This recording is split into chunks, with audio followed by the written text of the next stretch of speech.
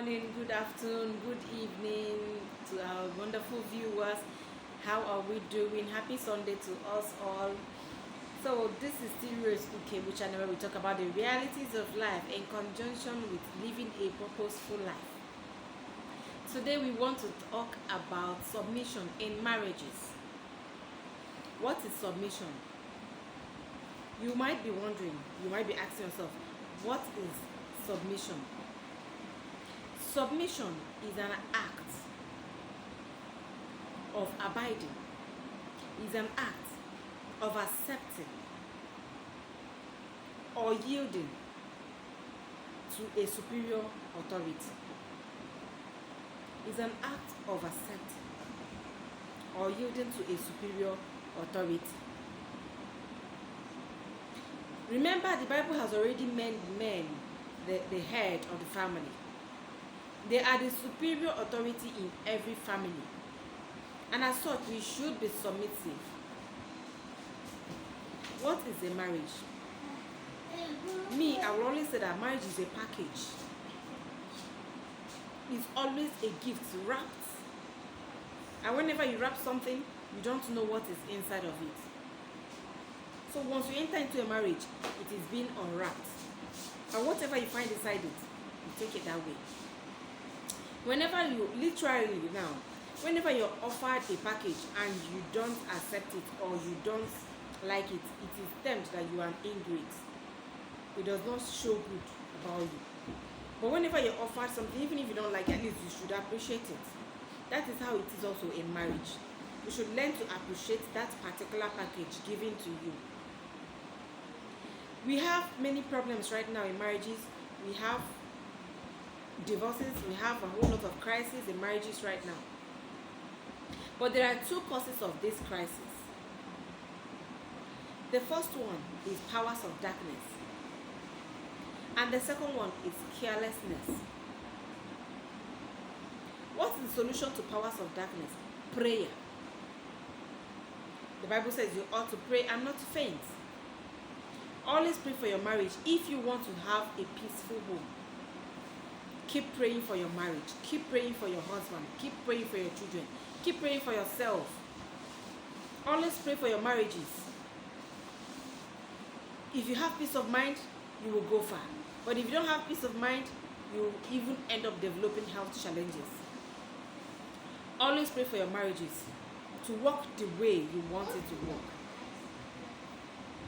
Always pray for your marriages so you can have peace of mind.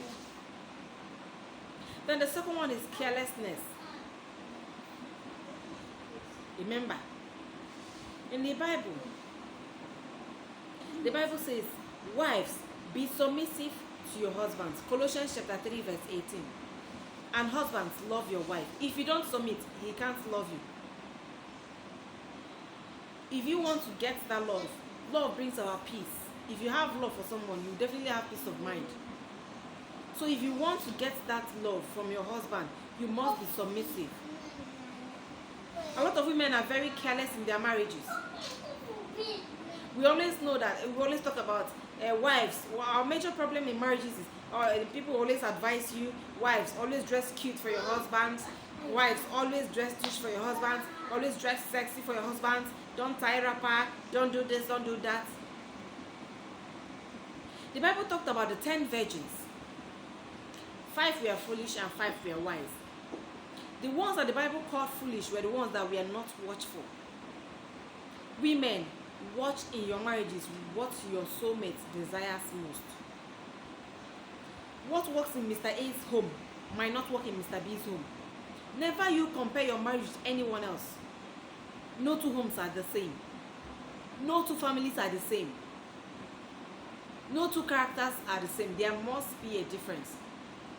And whenever you receive your package, that marriage package, always guide it jealously because it's not your property. Always guide it jealously. Watchful, be watchful, every woman. Watch out for what your soulmate desires, for what he earns most.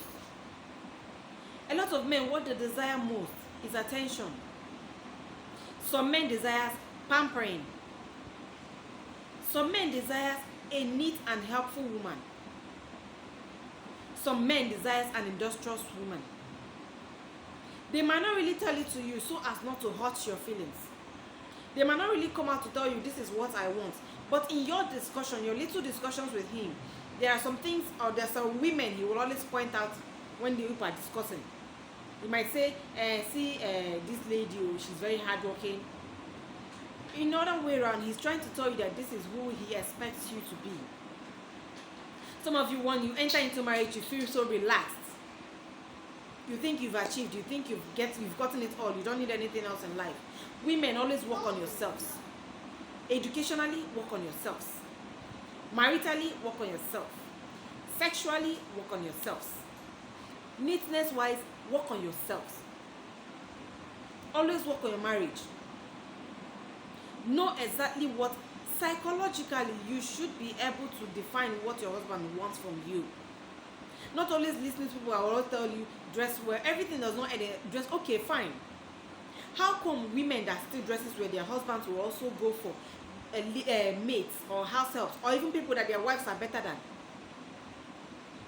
Because there are some qualities that he expects of you that he doesn't get. We're not saying you must be 100% okay, but there is something very, very important that his heart so yearns for. There is something he so desires of you.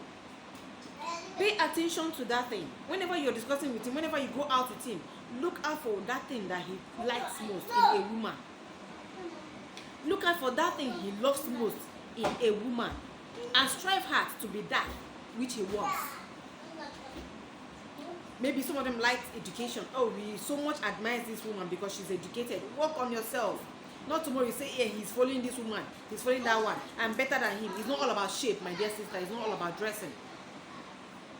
Some of them loves attention. You don't give him time. Whenever you come back, once you're done with your house chores, in fact, you're always busy with your children, you're always busy with your house chores, you're always busy pressing your phone, you don't give him attention. And whenever he gets distracted by people who are already looking for him, who are already wanting him, then you start complaining. Look out for what he desires most. Maybe he loves a companion, somebody he will always discuss with, and when he starts discussing with somebody else, you start complaining. Look out for that thing he desires very well, and work on yourself on that thing.